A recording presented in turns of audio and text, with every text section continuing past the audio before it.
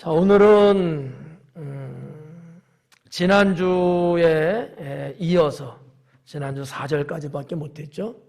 오늘 이어서 나가는 건데 그래서 제목도 똑같아요. 경외의 신앙, 여호와 하나님을 경외하는 신앙 두 번째가 되겠습니다.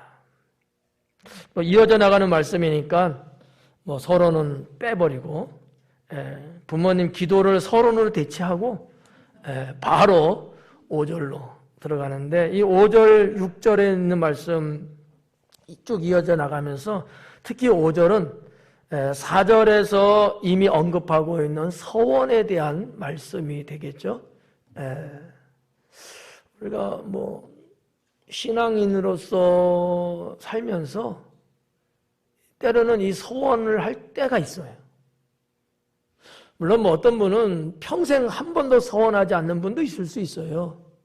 그런데 절박한 인생을 맞이한다거나 아니면 좀 더 신앙의 접점에 깊이 들어가서 살아보면 서원을 할 때가 있거든요. 근데 이 서원이라고 하는 것은 저는 개인적으로 하나님의 큰 은혜를 입을 수 있는 기회이기도 하고요. 내 인생을 반전시킬 수 있는 기회이기도 합니다. 서원이라는 것이 뿐만 아니라 서원을 해서 잘 되면 세상에서 비교할 수 없는 하나님의 복도 받을 수 있어요. 그런 의미로는 저는 서원은요 특권이면서 특효약이라고 생각해요. 저도 지금까지 살아오면서 여러 번 서원을 해봤어요. 물론 지켰고요. 그 서원 때문에 하나님의 특별 은총을 입었습니다. 제 기억에는 서원하고 안 지킨 건 없는 것 같아요. 때로는 버겁고 때로는 발을 동동 구를 수밖에 없을 정도로 아주 난감한 경우도 있었지만 그래도 내가 하나님께 믿음을 갖고 한 서원이기 때문에 지켜왔고요. 앞으로도 아마 서원하는 일이 있다면 저는 지킬 겁니다. 그게 오히려 내 인생에 득이 되는 거죠. 서원은 한마디로 좋은 거다. 하나님이 나를 살리기 위해서 마련해 놓은 장치가 아닐까. 잔치 말고 또 배고파가고 또 잔치 말고 장치가 제도가 아닐까 이렇게 생각. 왜냐하면 이게 전혀 의미 없고 쓰잘데없고 불편하고 손해보는 거고 막 이러면 하나님이 서원이라는 것을 말씀했겠어요? 안 줬을 거란 말이죠. 근데 분명히 하나님이 서원에 대한 말씀을 이미 구약 때부터 해왔기 때문에 이거는 뭔가 하나님이 막혀있는 인생을 뚫기 위한 또는 하나님과 더 가까워질 수 있는 어떠한 은총을 주시기 위해서 준 게 아니냐 이렇게 저는 개인적으로 보고요. 하지만 서원은 함부로 하면 안 된다라는 것이 저의 지론입니다. 서원은 함부로 하면 안 된다.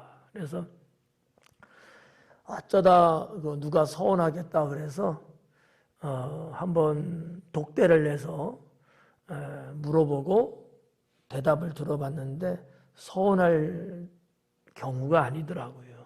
그래서 서원을 말렸던 경험도 있습니다. 감정이 북받치고 그래서 서원을 그냥 쉽게 하면 안 된다는 거죠. 왜냐하면 서원한 것은 하나님이 취하신다 그랬거든요. 그래서 여러분 너무 쉽게 서원하면 그렇고 저도 이러한 그 신앙적인 것이 어려서부터 아주 몸에 배어 있어요. 그렇게 배웠고 그렇게 가르침을 받았기 때문에 사적인 얘기지만 하나님 앞에 자녀들을 놓고 기도할 때도 저는 소원은 하지는 않았어요. 내가 대신 살아줄 인생 아니니까. 내 자녀는 맞는데 자기 인생 자기가 살 문제이기 때문에 내가 그냥 겉옷이 떡 소원을 할 수가 없었거든요. 단지 하나님 이런 사람이 되게 하옵소서라고 아이가 생기기 전부터 하나이 다 그런 어떠한 기도는 했고 지금도 하고 있어요. 그러나 소원은 안 했어요. 내가 생각할 때는 될 것 같아. 그래서 소원을 했다가 한번 쳐봐요. 근데 자녀들이 다 내 맘 같지 않아. 그럼 어떻게 할까? 심하게는 하나님의 생명을 걷어갈 수도 있거든요. 그래서 자녀들의 인생인데 내 인생처럼 내가 취급할 수는 없잖아요. 그래서 이제 소원은 안 하고 소망을 갖고 하나님 이런 사람이 되게 하옵소서 이렇게 이제 기도를 하는 거죠. 자, 아무튼 우리가 뭐 4절에서도 봤습니다만 5절의 이 말씀도 그런 맥락에서 여러분들 좀 잘 구별하시고요. 소원은 할 수 있을 때 하는 거야. 비장의 카드로 하는 거야. 좀 일반적인 용어를 제가 표현한다면 그러나 했을 때는 지켜라. 그러나 지키지도 못할 것을 그냥 말을 툭 던져갖고 감정적으로 해서는 안 됩니다. 그게 5절 말씀이거든요. 서원하고 갚지 아니하는 것보다 서원하지 아니하는 것이 더 낫다. 서원하지 말라는 건 아니에요. 그죠? 서원을 하되 한 것은 지켜야 되고 하지 못할 것이라면 아예 하지를 말아라. 이거예요. 이 말씀의 내면에는 서원한 것은 하나님이 취하신다는 거거든요. 그래서 저의 은사 목사님 또 그분의 또 딸 되는 전도사님 그 서원의 문제 때문에 결국 하나님이 그 딸을 데려가십니다. 이런 말하면 또 이상하게 들릴지 모르지만 오늘 듣고 잊어버려요? 하나님 앞에 온전히 혼이 나지 않고 하나님만을 위해서 살겠습니다라고 본인이 서원을 했어. 은혜를 엄청나게 받으면서 항상 이때 조심해야 돼. 은혜 못 받을 때는 괜찮아. 서원을 안 해. 근데 은혜를 남다르게 받으면 영적인 감정이 막 폭발하나 봐요. 그래서 이제 서원을 하는 경우도 있는데 저도 그분의 그 주일학교 때 그분한테 저도 배우기도 했고 우리 선생님이기도 했거든요. 근데 하여튼 그러셨어요. 성령의 은사도 대단하고 병을 고치는 건 말할 것도 없고 귀신은 내쫓고 우리 어릴 때 천국도 갔다 오셨고 천국을 다녀오셨고 하여튼 각종 성령의 능력이 아주 충만한 목사님 따님이었는데 그렇게 서원을 한 거야. 목사님이 시킨 건 아니고 본인이. 그러다가 하여튼 그렇게 쭉 아가씨 세월을 보내다가 혼인의 어떠한 길에 접어들게 되는데 왜 그런지는 이해할 수 없지만 결국 하나님이 바로 그 영혼을 데려갔어요. 아무 이유 없어요. 미스터리죠. 그러니까 우리들은 서운한 것을 하나님 앞에 안 지키고 인간의 생각을 이렇게 가니까 이 선생님이 주를 위해서 하여튼 여러 가지 그와 같은 것들을 이게 딱 놓칠 수 있는 거야. 하나님 나라에서는. 그러니까 아마 하나님이 그 생명을 걷어간 게 아닐까 이렇게 봐지는 거죠. 자, 아무튼 괜히 숙연한 것 같은데 서원은 좋은 것이지만 지키지 못할 거라면 하지 말자. 이게 제가 여러분에게 좀 당부해 드리고 싶은 내용입니다. 아셨죠? 하지 말라는 아닙니다. 할 수 있으면 좋다. 지킬 수만 있다면. 없다면 처음부터 시도하면 안 된다. 이렇게 볼 수 있고요. 자, 6절 말씀에 거기에 대한 어떤 뭐 좀 결론이라고 할까? 결론은 아니지만 그런 내용이 나왔어요. 내 입으로 내 육체가 범죄하게 하지 말라. 너의 입으로 너의 육체가 죄 짓도록 하지 말라는 거예요. 서원에 대한 얘기입니다. 지금 입으로 서원을 하는 거잖아요. 말로서. 근데 그거 못 지키게 되면 우리의 육체가, 우리의 삶이 심판받게 되는 거죠. 그 얘기를 지금 표현하고 있는 거예요. 자, 천사 앞에서 내가 서원한 것이 실수라고 말하지 말라. 이 천사는 제사장을 말하는 거예요. 지금 이 대부분의 유대 사회에 있어서 백성들이 서원을 이제 원래 유대인들은 좀 잘하는 거로 제가 알고 있어요. 근데 어느 때 서원들을 했냐면 제사 드릴 때, 예배 드릴 때. 그 예배의 그 상황 속에서 이제 하게 되거든요. 그러면 누구 앞에서 하겠어요? 제사장 앞에서 하는 거예요. 근데 지금 성경은 지금 천사라는 단어로 번역이 됐습니다만 좀 더 상황적으로나 좀 단어적으로나 여러 가지 정황을 놓고 볼 때 천사라기보다는 제사장. 좀 더 범위를 넓히면 선지자 정도. 근데 아마 제사장이 거의 맞을 거예요. 주의 종 앞에서 네가 서원한 것이 실수라고 말하지 마라.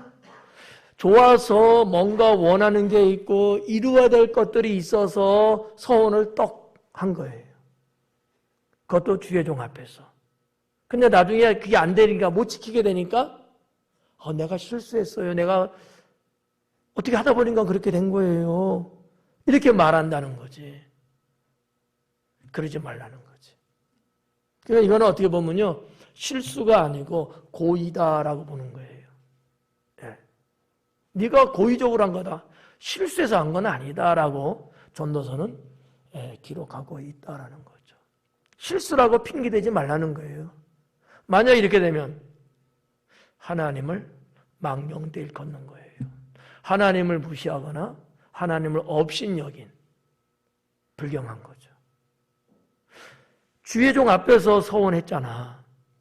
근데 힘들다고 못 지키겠다고 어쩌고 저쩌고 한다고 해서 제가 그런 생각 없었는데 어떻게 하다 보니까 그랬습니다. 없었던 걸 해주면 안 될까요? 이렇게 하지 말라는 거죠. 그러면서 뭐라 그랬어요? 어찌 하나님께서 내 목소리로 말미암아 진노하사 내 손으로 한 것을 멸하시게 하겠느냐. 상당히 무서운 말씀이기도 해요. 한번 골자를 한번 짚어볼까요? 네 목소리로 말미암아 진노하사. 너의 목소리, 서원이에요. 서원으로 말미암아 하나님이 진노한다는 거예요. 근데 그 내용이 뭐야? 내 손으로 한 것을 멸하시겠다는 거죠. 우리가 인생을 살면서 내 손으로 한다는 것은 어떻게 보면 좀 뭐라고 표현해야 될까? 부드럽게 돌려서 말하는 듯한 어떤 의미를 담고 있는 표현이에요. 손으로 하는 걸 이 인생을 말하고 있어요. 내가 인생을 살면서 무슨 일을 하고 무슨 일을 하고 있잖아요. 그거 전체를 말하는 거야. 그거를 하나님께서 멸하시겠다라는 거죠. 좋아요? 아니죠. 그러니까 하나님께서 멸하시게 왜 하느냐?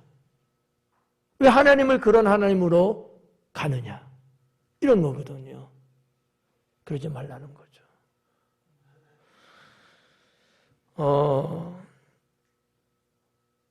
한국적인 신앙의 어떠한 형태 중에 하나는 하나님은 무조건 사랑의 하나님이에요. 특허청에서 특허가 나왔대.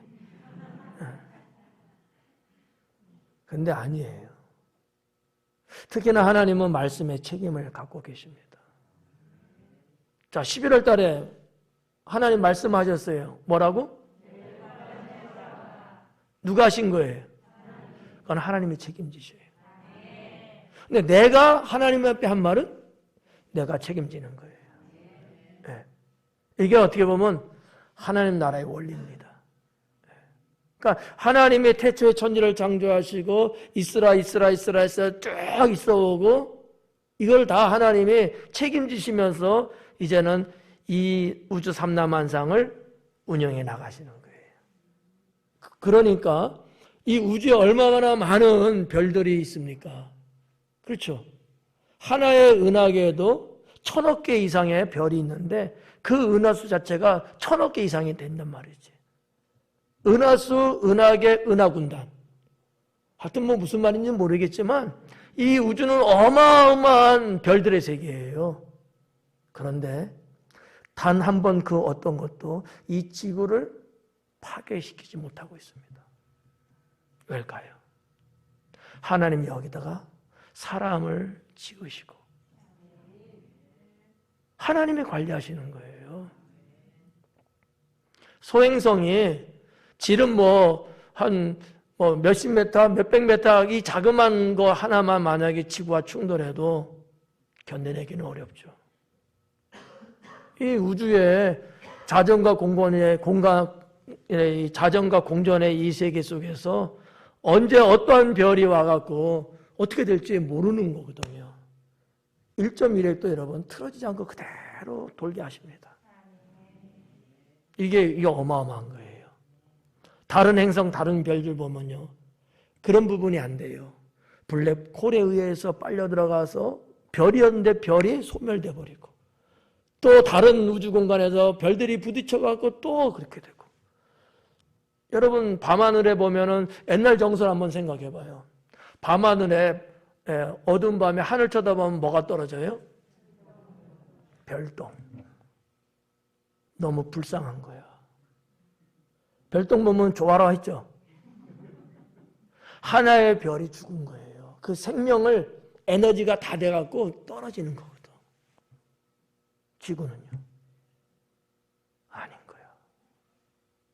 저는 과학자가 아니라서 정확하고 이런 거는 잘 모르지만 그냥 짧은 소견에 지식으로 놓고 볼 때도 어마어마하다는 거죠. 그런 하나님을 여러분이 믿고 있는데 하나님을 마치 나랑 비슷한 존재 정도로 생각하고 취급한다면 그렇잖아요. 저하고 이영주 집사님하고 이제는 포마 오래 같이 살았어요. 또 오해할라. 같이 살. 우리 교회에서 서로가 이제 신뢰 속에서 살잖아요.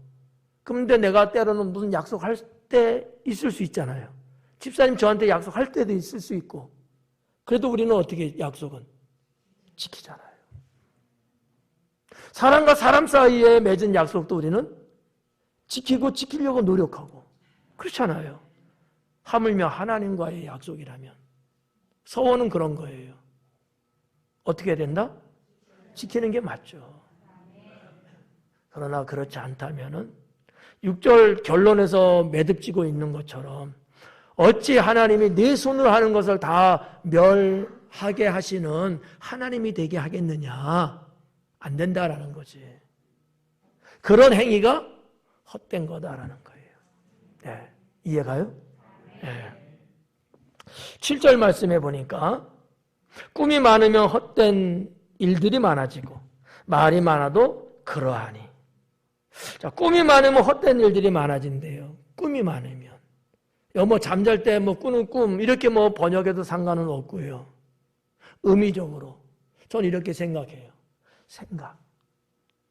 생각이 많아지면 이것도 생각하고 저것도 생각하고 막 생각을 하는 거야.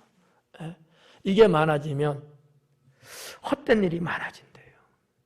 생각하는 그 족족마다 여러분 다 요긴하고 다 좋은 쪽으로 열매를 맺어갈까요? 아니란 말이야. 괜히 삶이 분주하기만 해. 네?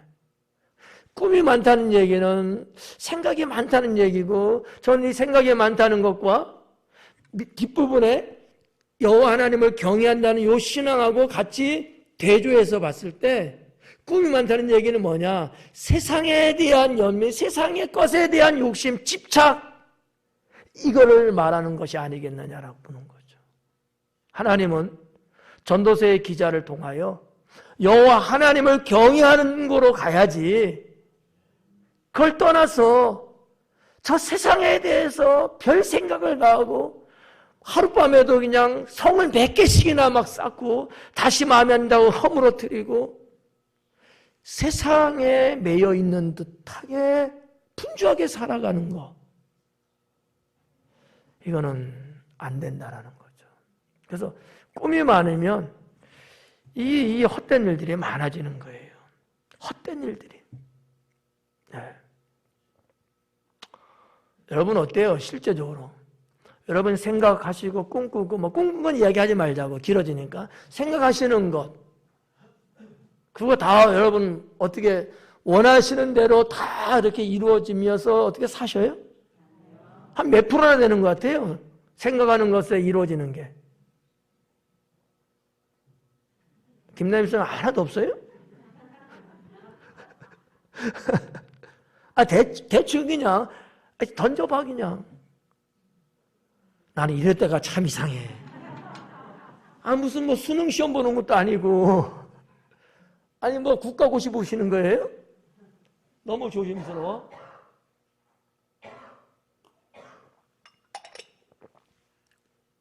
내가 생각하는 것을 정말 이루면서 요긴하게 내 인생의 필요를 채워가는 게 과연 몇 프로나 될까?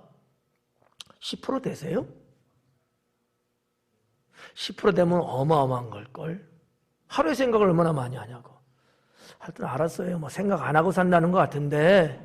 예.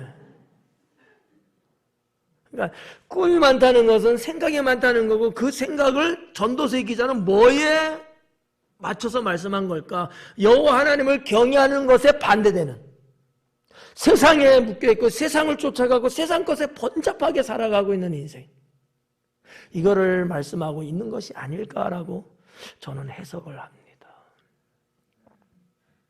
좀 여러분 목사가 좀 독특하죠? 네. 다른 주석서에는요 그렇게 말씀한 분이 없더라고요. 주석서를 10여 권을 다 뒤져봤는데 없더라고요. 근데 저는 해석할 때 그렇게 해석하고 싶다는 거죠. 뒷부분에 그랬거든요. 자, 꿈이 많으면 헛된 일이 많아지고, 말이 많아도 헛된 일이 많대요. 말이 많으면 헛된 일이 많이 생긴대. 맞아. 말 많으면 공산당이라고. 말 많으면 실수가 많다고 잠언에서도 말씀하고 있잖아요. 말 많으면 내가 말한 그걸 다 어떻게 이게 되냐고. 안 되잖아요. 일이 많아진대. 어떤 일? 헛된 일. 근데 그 뒷부분에 보니까 뭐라 그래요? 그러하니 오직 너는 여호와를 경외할지어다. 그렇게 된다 이거 인생이. 헛된 인생 된다는 거예요. 세상에서 이렇게 속하고 세상 것을 추구하고 세상 것을 쫓아가고 세상 것에 번잡하고 세상 것 때문에 막 그렇게 살면은 안 된다는가? 헛될 수밖에 없다는 거예요. 그게 인생이라는 거예요. 그러니 어떻게 하라고? 여호와 하나님을 경외할지어다. 이 원어 헬라 성경에 보니까 하엘로메라 이렇게 나왔어요. 여호와를 경외하라. 하엘롬 예라. 예. 경외라는 경외. 예라는 경외라는 뜻이거든요. 여호와 하나님을 경외하는 인생이 되어라. 그래야지만이 너희가 헛된 인생 되지 않을 수 있다라고 하는 겁니다. 예. 8절 말씀에 내용이 이제 바뀝니다. 자, 뭐라고 했냐면 너는 어느 지방에서든지 빈민을 학대하는 것과 정의와 공의를 짓밟는 것을 볼지라도 그것을 이상히 여기지 말라. 상당히 좀 난해한 말씀이라고 볼 수도 있습니다. 여기 보면 너는 어느 지방에서든지 그래. 어느 지방. 이 지방이라는 단어가 나왔는데 그냥 뭐 우리 뭐 충청도 지방 이런 거하고 뭐 비슷한 거예요. 이 솔로몬 시대에 이 단어가 그 옛날에도 이 지방이라는 게 있어요. 하나 좀 더 정확하게 원어를 번역하면 도라는 단어거든요. 도가 뭐예요? 충청남도 이런 도 있잖아. 행정구역을 말하는 건데 이 단어가 언제도 써 있었냐면은 페르시아 시대 때나 바벨론 시대 때도 이 단어를 이렇게 썼다는 거예요. 예. 근데 솔로몬 시대 때도 행정구역이 있었거든요. 나라를 이끌어 가려면 이렇게 하나에 이렇게 도를 형성했단 말이에요. 우리나라 조그맣잖아요. 몇 개 도나 있대요? 안 쉬어봤자. 쉬어보셨어요? 아셔요? 하은희 선생님은 우리나라 몇 개 도가 있어? 하여튼 있어, 그죠? 예. 보통 13도 이렇게 얘기들 하는데 한번 따져 한번. 경기도, 충청 남북도, 전라 남북도, 경상 남북도, 그 다음에 강원도, 제주도, 미안해. 울릉도는 경북에 속했잖여. 예? 하여튼 이렇게 도라는 것이 옛날 고리짝 때도 있었다는 거예요. 근데 솔로몬 이 시대 때도 이 도라는 것을 이야기하고 있는 거야. 행정의 한 구역을 상징하는, 의미하는 건데 솔로몬 시대에 때로는 이스라엘이 이방 족속들을 다스렸던 때가 있어요. 그때도 하나의 도를 형성하고 있었다라는 거지. 이건 역사적인 얘기입니다. 지금 21세기의 이스라엘에도 이스라엘 원래 그 나라 안에도 뭐가 있어요? 팔레스타인이 따로 있잖아. 도라고 말하기는 좀 뭐하지만 이렇게 행정구역이 따로 이렇게 있단 말이지. 아니 그게 다 가나안 땅이다 어쩌다 해갖고 우리 성지순례 가면 당연히 베들레헴에 또 들어갈 것 같았는데 못 들어가는 거예요. 거기는 팔레스타인 사람들이 살고 있는 거야. 아예 딱 띄어서 분쟁을 막기 위해서 유대인과 팔레스타인의 분쟁을 막기 위해서 하나의 경제구역을 만들어갖고 이렇게 살게끔 했다는 거지. 이런 것처럼 솔로몬 시대 때도 이 말씀 솔로몬이잖아요. 솔로몬 시대 때 3000년 그 시대에도 이게 있었다는 거예요. 왜 제가 이 말을 여러분에게 소개해드리냐면 그 뒤에 있는 내용을 좀 더 이해하려면 이런 게 필요한 거예요. 우리나라에도 군이라는 게 있잖아요. 그죠? 군. 시 말고 군. 현이라는 게 또 역사적으로 있었잖아요. 더 적은 게 뭐예요? 면이라는 게 있고 니라는 게 이런 게 있잖아요. 이런 어떤 행정을 편제를 이렇게 하면서 나라를 다스려 나갔는데 거기에는 항상 누가 있어요? 니에는 니장, 면에는 면장, 군에는 군수, 현수는 뭐야? 에? 뭔감? 현감. 어휴, 전도사님이 아주 심있게 말씀하시네.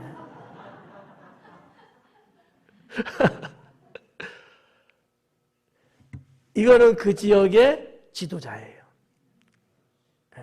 이 뒷부분의 내용을 다루려고 이 부분을 지금 말씀드린 거야. 한번 보자고 이제. 자, 너는 어느 지방에서든지 빈민을 학대하는 것과 정의와 공의를 짓밟는 것을 볼지라도 그것을 이상히 여기지 말라. 높은 자는 더 높은 자가 감찰하고 또 그들보다 더 높은 자들도 있다. 하나의 구역을 관리하는 지도자가 있는데 높은 자가 있어요. 근데 그보다 더 높은 더 넓은 지역에 또 지도자가 있다는 거야.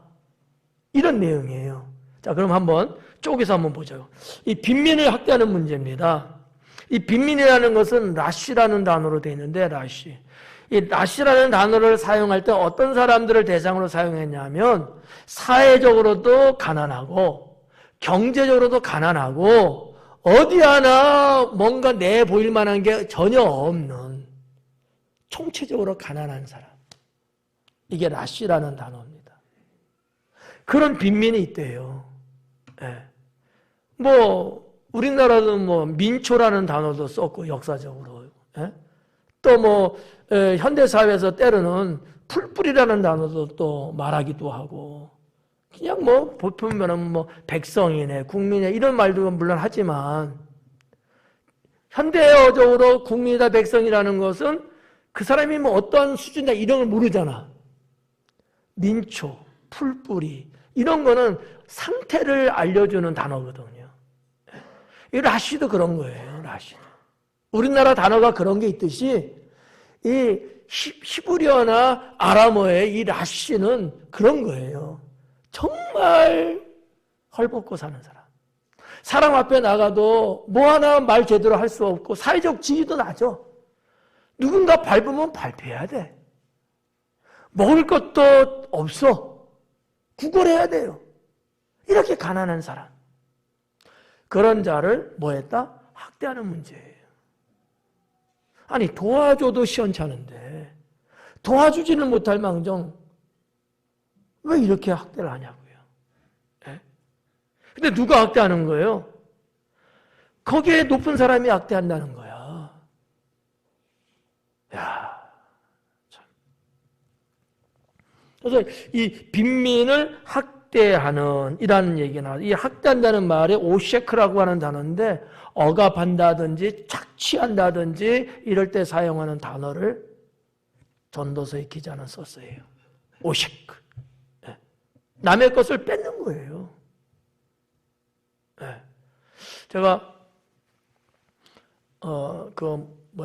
삼국지 이야기를 어떻게 이제 한 편을 이렇게 봤어요, 어제.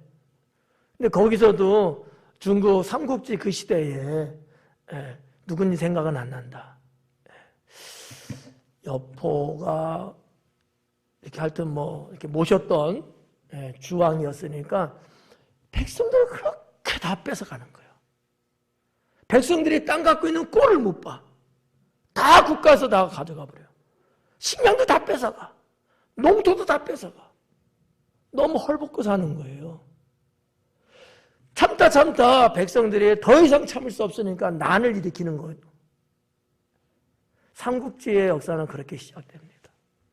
끝! 이거는. 네. 그래서 이제 뭐 삼국지에도 정사가 있고 사실 있었던 역사를 그대로 쓴 정사가 있고 소설 같은 우리가 알고 있는 건 다 소설이에요. 네. 소설 같은 게 두 가지가 있다고 하는데 자, 아무튼 여러분 이 오시크 학대하는 거야. 이 학대가 단순하게 못 살게 군다 이 정도가 아니라는 거지. 소유하고 있는 것을 다 뺏는 거야. 그리고 꼼짝을 못할끔 짓밟는 거예요. 짓밟는 거야. 네. 빈민을 그렇게 한대요. 또 정의와 공의를 짓밟는 것을 볼지라도 정의와 공의, 이 정의는 미시파트라는 단어인데 판결, 법적인 뭐 권력 뭐 등등 여러 가지로 해석할 수 있어요. 여기서 이제 정의라고 이제 번역됐는데 법이 인정하고 허용하고 있는 판결, 심판 이런 것들이거든요. 그것도 무시해. 그리고 뒤에 나오는 공의를 짓밟어. 이 공의라는 것은 체트크라고 하는 거. 이거는 이제 많이 나오는 내용이 단어인데 이게 의예요. 의로움. 이것도 짓밟어. 무법의 천지야, 무법의 천지. 아니, 법이 있어갖고 잘못한 것을, 잘한 것을 법대로 진행하면서 어느 사회든지 이게 있지 않습니까? 근데 그 지역에 높은 사람이라는 사람이 그것도 깡그리 무시하는 거예요. 그러면서 백성들을 학대하고 있다라고 하는 거죠. 근데 이런 모습을 너희가 본다고 해서 왜 그러지? 이상한데네? 이러지 말라는 거야. 무슨 얘기냐? 당연하다는 거예요. 네. 좀 난해한 내용인데 전도서의 저자는 무슨 의미로 이 말을 여기에 기록했을까? 라는 거죠. 제가 볼 때는 인생이 그렇다는 거예요. 하나님 떠난 인생은 이렇게 살 수밖에 없다는 거지. 좀 더 영적으로 우리가 표현하면 사탄은 주의 백성들을 학대하고 착취하고 하나님이 정해진 어떠한 법이 있잖아요. 이것도 무시하고 영적으로 말하면 사탄은 그런 자야. 그런 존재예요. 그가 다스린다는 세상은요. 그런 세상이에요. 말이 법이 있는 거지 법의 보호를 못 받아요. 힘께나 쓰는 사람, 권력 손에 쥐고 있는 사람, 이런 사람들 천재야. 이런 사람의 세상이야. 여러분 인생이 어디 가서 여러분 비비고 살 수 있겠냐고요. 하나님 없이 사는 것이 어떨 땐 썩 좋아 보이는 것 같지만 결코 그렇지 않다는 거예요. 이스라엘 백성들이 그 전 얘기입니다만 이스라엘 백성들이 하나님이 다스리는 나라로 살아갈 때 백성들이 뭔 얘기를 하는 거야? 우리에게도 이방인처럼 왕을 주세요. 왕을 주세요. 좋아 보였던 것 같아. 하나님의 때로는 간섭하는 것 같고 하나님이 무서운 것 같기도 하고 막 이러니까 자기들 나름대로 뭔가 살아가고 싶은 그게 훨씬 더 좋아 보였던 것 같아요. 그래서 왕을 구하잖아. 그래서 하나님이 사울을 왕으로 세우지 않습니까? 근데 핀트가 어긋나기 시작합니다. 처음은 잘 갔지만 나를 생각하고 우리를 생각해서 왕을 해야 되는데 그 왕이 오히려 우리를 억압하고 자기의 권력을 만들어서 사람들을 짓밟고 힘들게 하는 거예요. 하나님의 원뜻하고는 거리가 점점 멀어지는 거예요. 솔로몬 시대 때 이것을 기록했는데 그 바로 앞선 선왕의 삶 속에서도 이런 모습이 있었다는 사실이죠. 정의와 공의를 짓밟는 것을 볼지라도 그것을 이상히 여기지 말라. 높은 자는 더 높은 자가 감찰하고. 무슨 얘기예요? 내용이 이제 이런 거예요. 그런 자들이 있다. 그렇지만 그들을 감찰하는, 감시하는 더 높은 사람이 있다. 그리고 또 그들을 또 감시하는 더 높은 자들이 있다. 이것은 이렇게 해석하고 싶어요. 하나님이 있다라는 거죠. 네.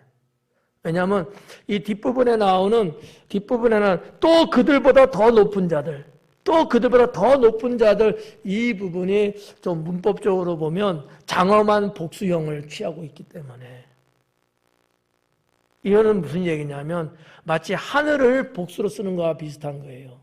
사람이 상상할 수 없고 견뎌볼 수 없을 처럼 어마어마한 것은 한계지만 복수형을 썼거든요. 여호와 하나님은 모든 높다고 해갖고 낮은 자를 괴롭히고 착취하고 구박하고 억울하게 만들고 그런 모든 사람들보다 더 높이 계셔서 다 감시하고 있다. 그러나 세상 살아가는 데는 이런 일들이 있지만 이상하게 하지 마라. 이것이 죄악의 세상이다라고 하는 거예요. 죄악의 세상은 그렇다는 거야. 어둠의 세상은 그런 거예요. 그런데도 사람들은 자꾸 주님을 떠나 저 세상으로 가려고 한 발을 쭉 내밀지 않느냐라는 거죠. 헛될 뿐이다라는 겁니다. 여러분, 재물을 억만장자처럼 쌓아놨다 할지라도 때로는 어떤 이들이 그 모든 재산을 다 훔쳐가든지 뺏어가든지 하여튼 가져가더라고요. 어느 나라든지 경제 세계를 이렇게 보면 말이죠. 모 기업이 정말 발전하고 상당히 흥황해갖고 대표적인 굵직굵직한 기업이 됐는데 권력 있다는 사람들이 때로는 그거 다 착취하더라고요. 그래서 어느 날 그 기업이 그렇게 나라를 대표할 정도로 그러한 기업이 쫄딱 망해서 이제는 흔적조차 없어요. 우리나라 같은 경우도. 외국도 물론이고. 네. 여러분 대한민국의 경제사를 아십니까? 이게 비통한 거예요. 이런 날이 올 줄 누가 알았겠어요? 그 기업인이 알았겠어요? 아니죠.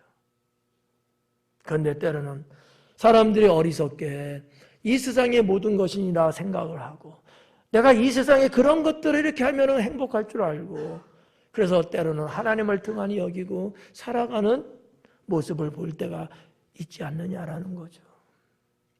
전도서를 통하여 우리는 깨달아야 합니다.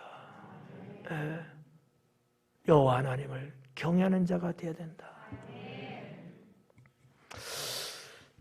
마지막 그 9절에 보니까 땅의 소산물은 모든 사람을 위하여 있나니 왕도 밭의 소산을 받느니라 그래요. 땅의 소산물이에요. 땅의 소산물. 단어 좀 더 현실감 있게 번역을 잘 한 것 같아요. 땅에서 주는 수입이거든요. 이 소산물은 모든 사람을 위해서 있대요. 근데 왕도 밭의 소산을 받는데요.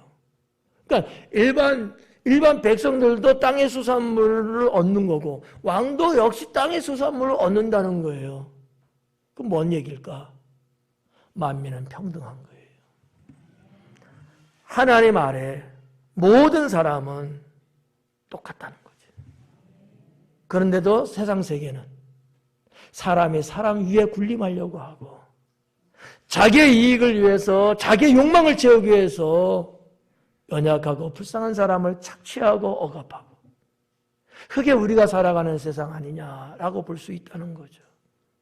여러분, 대통령 있어요. 국민 있습니다. 높낮이가 있어야 되나요? 평등한 거예요. 이거를 악용하면 안 된다는 거지. 잘못된 대통령은 이걸 악용해요. 하나님이 그에게 권세를 주시면 백성을 잘 다스리라고 준 거지 너를 위해서 준 게 아니라는 거예요.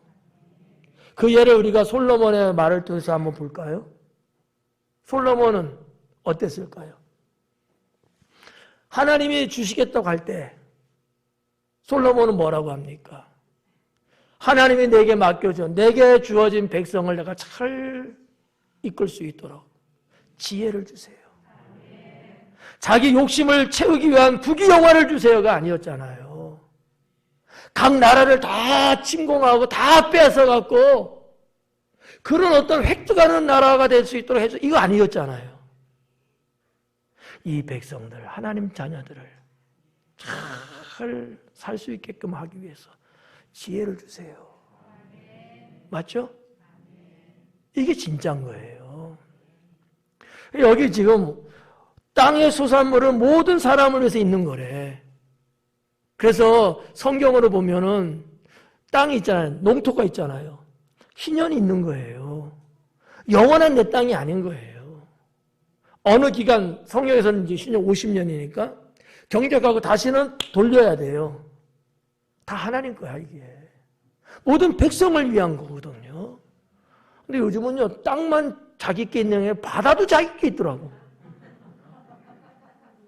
바다도 땅속도 있어, 땅속. 심지어는 그 지상은 또 몇 메타까지 공중, 이것도 있다고 그러는 거야.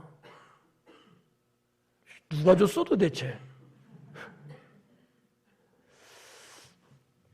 자, 백성도 땅의 소산물이 있어. 근데 말이 참 나는 은혜스럽더라고. 땅의 소산물은 모든 사람을 위해서 있는 거다. 주객이 정확하게 정리가 됐어요. 땅의 소산물이 왜 필요하냐? 사람들을 위해서 필요하다. 땅의 소산물을 위해서 사람이 있어야 되는 게 아니고 사람들을 위해서 소산물이 있다는 거야. 이 무슨 얘기예요? 하나님이 그렇게 창조하셨다라는 겁니다. 하나님의 은총이죠.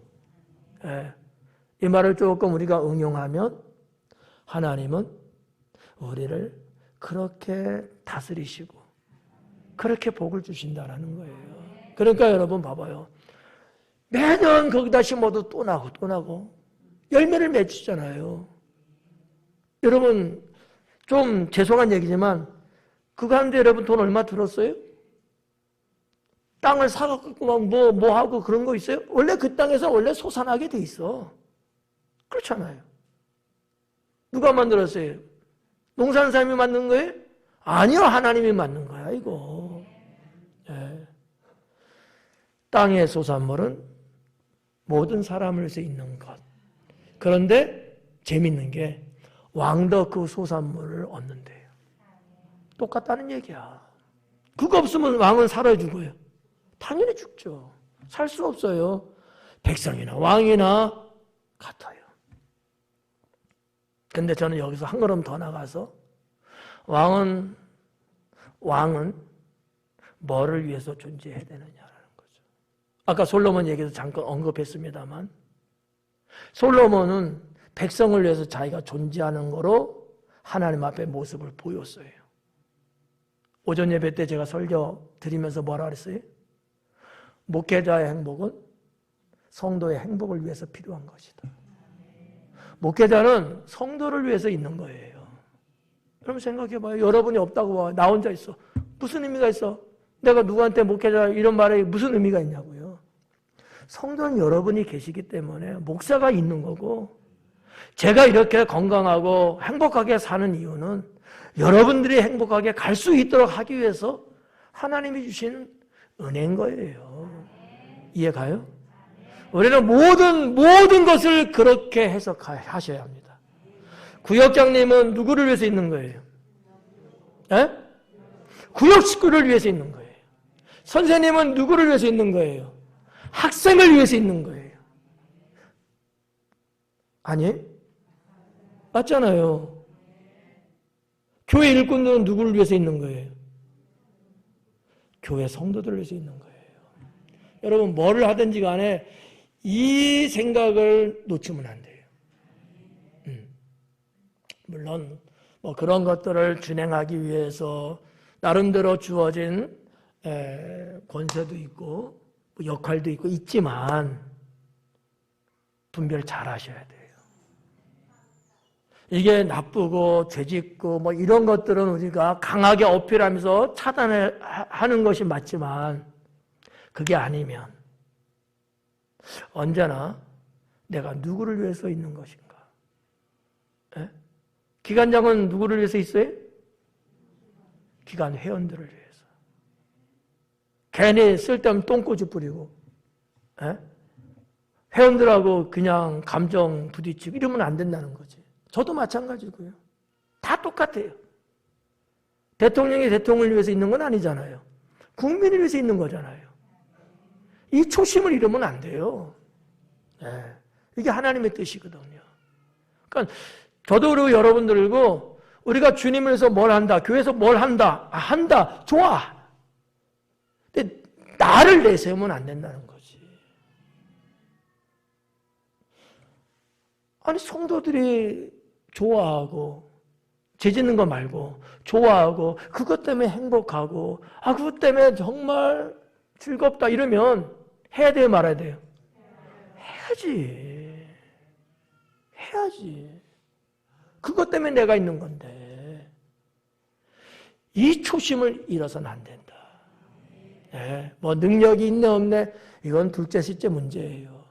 내가 있는 존재 의미가 뭐냐? 이거를 잃어버리고 이거를 무시하고 사니까 좀 높은 데 있다는 사람들이 그냥 지 마음대로 막 방망이 휘둘리잖아요. 대한민국 국회의원들이 누구를 위해서 있는 거예요? 국민을 위해서 있는 거예요. 지역구 국민들을 위해서 있어야 되는 거 아니에요? 지역구 국민들이 뽑아준 거잖아. 뭐로 뽑았어요? 권세자로 뽑았어요? 일꾼으로 뽑은 거예요. 그런데 뭔가 이게 잘못돼 가고 있어. 이러면 안 된다. 그러니까 뭐 세상 사람들은 그거 다 치고 우리가 주님 안에서도 살아가면서 내가 왜 필요한지, 누구를 위해서 내가 이 일을 해야 되는지 이 점을 우리가 생각을 많이 하자. 그래서 하나님의 원뜻에서 어긋나지 않고 정말 우리 하나님이 기뻐하실 수 있는 그러한 삶, 그러한 또 봉사, 그러한 헌신 이런 것에 초점을 놓지 않도록 저도 여러분도 그렇게 해야 된다고 믿습니다. 기도하겠습니다.